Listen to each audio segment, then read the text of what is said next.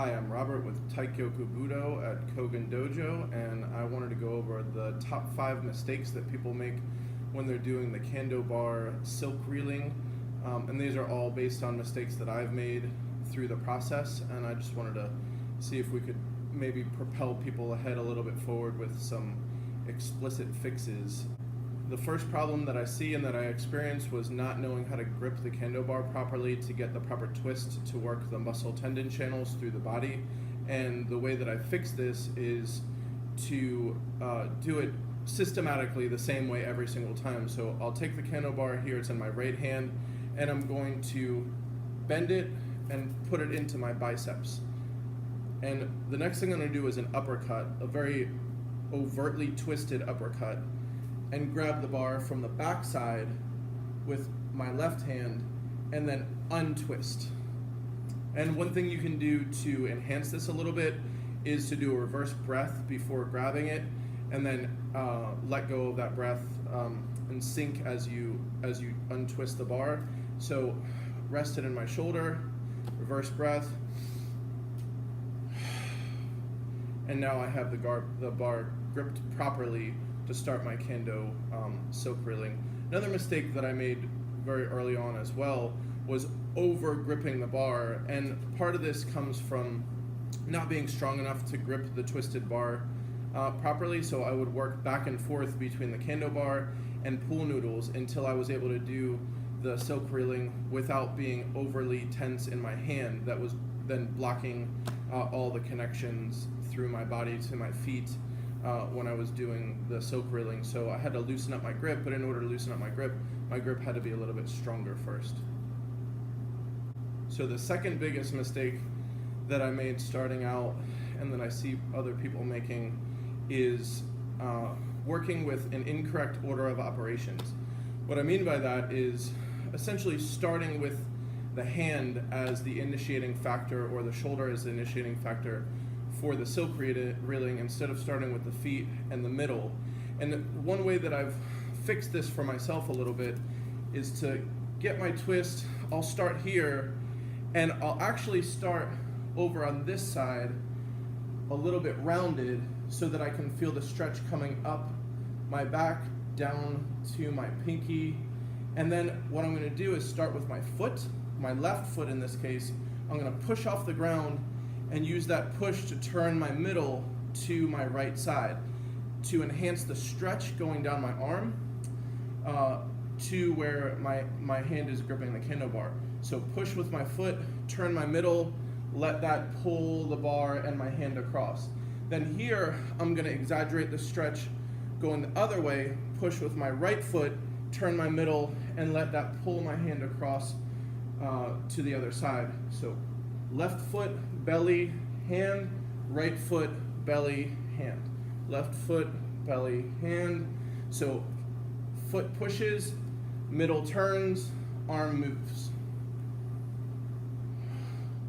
With the reverse Silkreeling, same process. I'm going to start with my twist, and this time I'm going to start open, and I'm going to push with my foot, turn my belly, let that bring my arm across, push with my foot, turn with my belly, let that bring my arm across.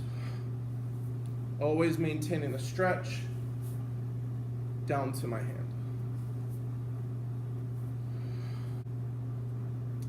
So the third mistake that I made, this was exacerbated by the fact that I had a lower back injury when I first started doing the Silkreeling.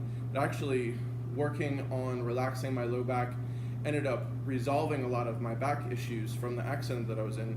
So the big problem that I had was maintaining an overly extended and overly tight low back through the movement.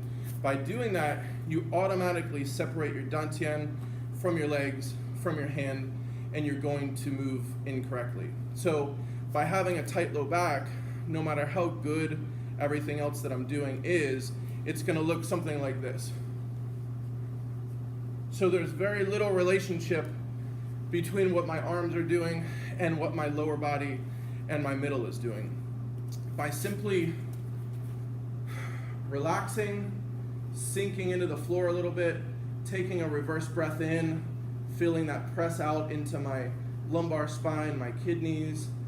Now I'm going to exhale, get my Cando bar where I need it, make sure my shoulders are relaxed, make sure I feel the connection down to my hands. And as I do my turning, my low back is going to stay rounded the whole time.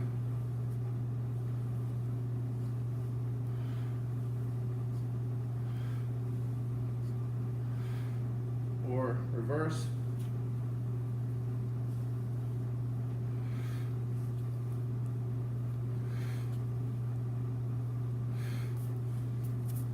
So from the other side,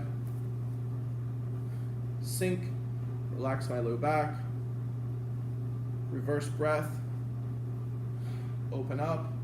Still my back is slightly rounded. At maximum open, it just ends up being at a neutral position, not an extended position. So I go from flexed to neutral, never from flexed to extended. So here,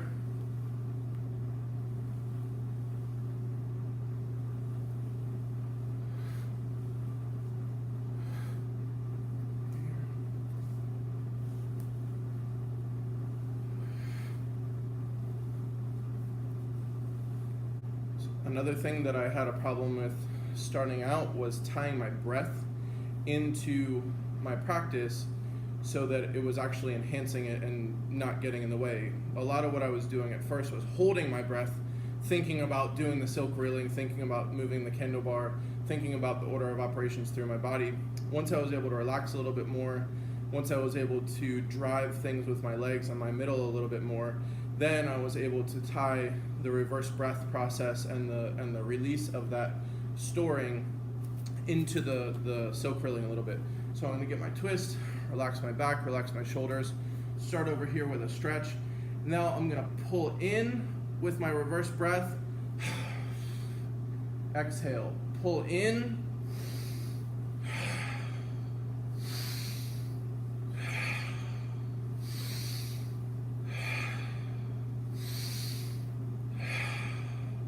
so my reverse breath is pulling the Cando bar down towards my body, and the exhale, the release, is pushing it up away from my body. When I'm doing the reverse reeling, then it's going to be similar. So